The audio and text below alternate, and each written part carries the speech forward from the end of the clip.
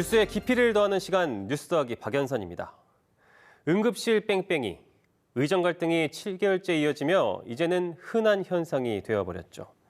지난 추석 연휴 다치거나 아프면 어떻게 하나 걱정하신 분들 많을 텐데요. 정부는 아무런 문제가 없었다고 자평했지만 국민들의 불안감은 여전합니다.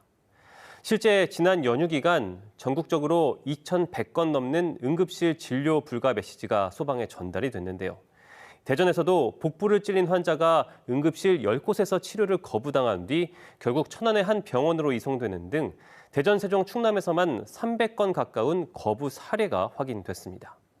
중환자 구역이 꽉 차 중환자 수용이 어렵다. 같은 시설 부족 이유도 있었지만 의료진 부재로 진료 불가하다. 당직 전문의가 없다라는 등 대부분 의료진이 없어 응급실 진료 불가를 통보한 것으로 확인됐습니다.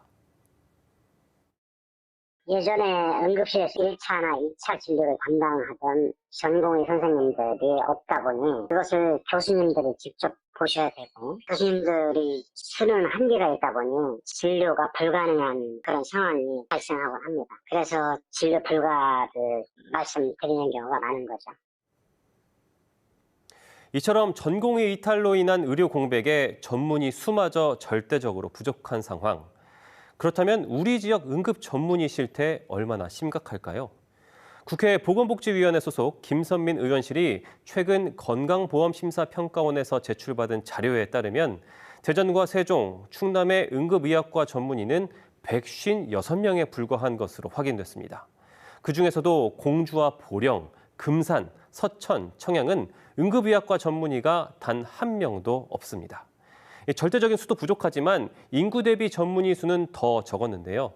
대전과 세종, 충남의 인구 1,000명당 응급 전문의 수는 0.04명에 불과해 인구 1,000명당 0.05명을 기록한 서울과 경기, 0.07명의 인천 등 수도권은 물론이고 전북과 강원, 제주 등 상대적으로 인구 규모가 작은 지자체들보다도 의사 수가 부족한 것으로 나타났습니다.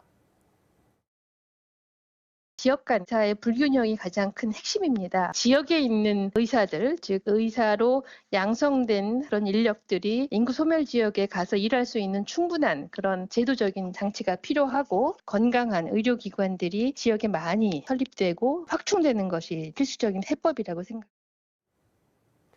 또 응급실 진료 이후 전문적인 치료로 연계할 수 있는 역량에도 차이가 있었는데요. 이 역시 응급실 뺑뺑이의 한 원인이 되는 만큼 필수 의료 인력을 늘리고 지역의 진료 역량을 키워내는 게 시급하다는 지적입니다.